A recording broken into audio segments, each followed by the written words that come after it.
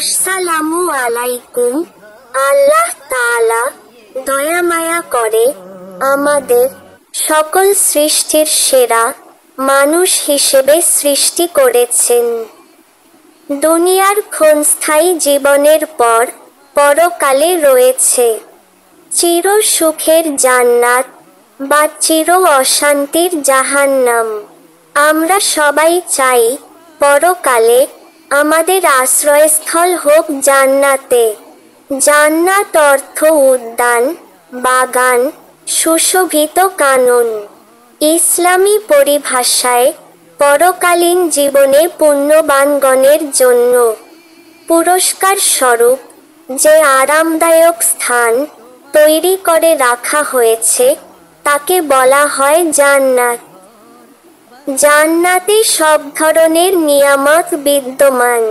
মুমিনগণ সেখানে চিরকাল অবস্থান করবেন। তারা সেখানে তাদের পুণ্যবান মাতা পিতা, স্ত্রী পুত্র, বন্ধু বান্ধব, আত্মীয় স্বজনদের সাথে মিলিত হবেন। তারা যা চাইবেন তাই সাথে সাথে লাভ করবেন।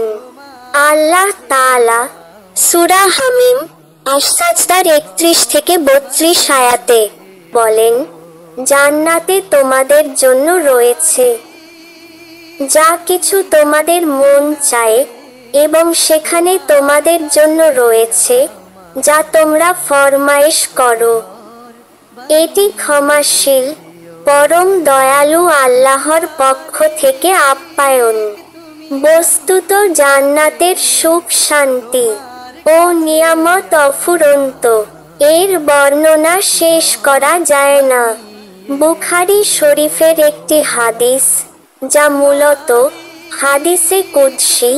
হাদিসটিতে জান্নাতের এর বর্ণনা এসেছে এভাবে, স্বয়ং আল্লাহ তাআলা বলেছেন, আমি আমার নেক বান্দাদের জন্য জান্নাতে এমন সব নিয়ামত প্রস্তুত করে রেখেছি যা কোনো চোখ দেখেনি, কোনো কান কোনোদিন তা শুনেনি এবং কোনো মানব হৃদয় কখনো কল্পনাও করতে পারেনি।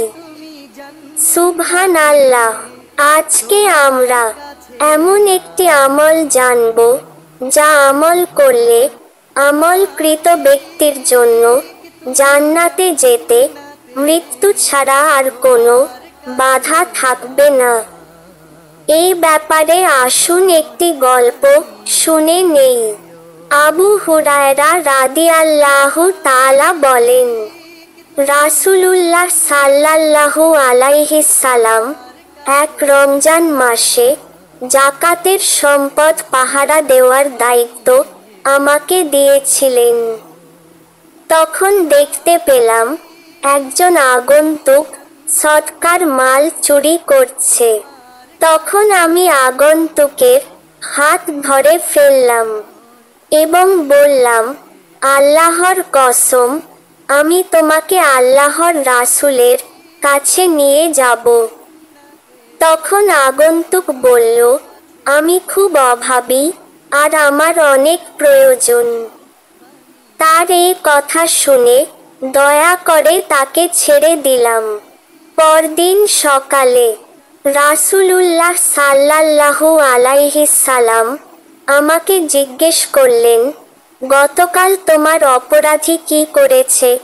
আমি জবাব দিলাম, হে আল্লাহর রাসূল, লোকটি অনেক অভাবী, তাই তাকে দয়া করে ছেড়ে দিয়েছি।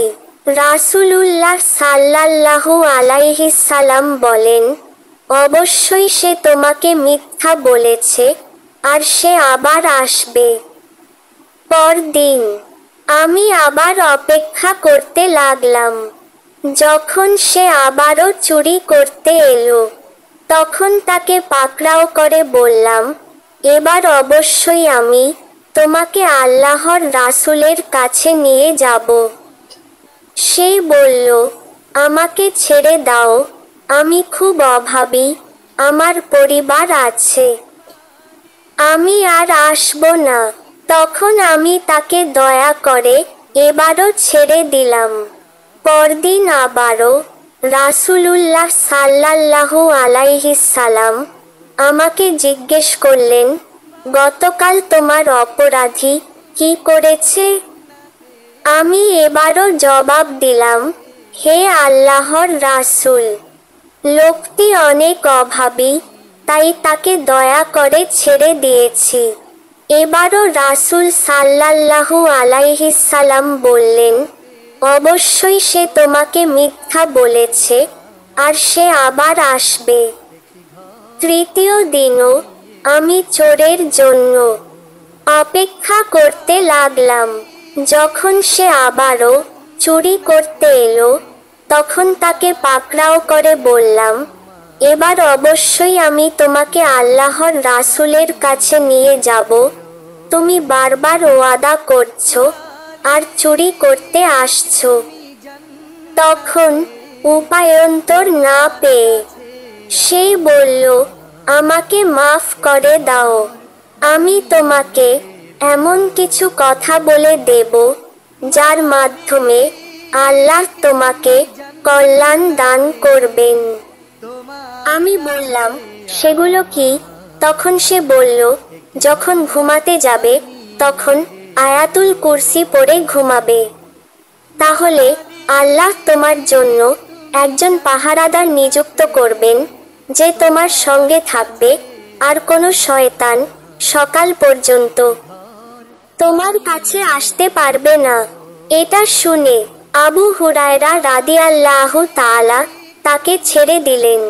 পরদিন রাসূল সাল্লাল্লাহু আলাইহিস সালাম আবার অপরাধীর কথা জানতে চাইলে তিনি আগের রাতের কথা বলেন।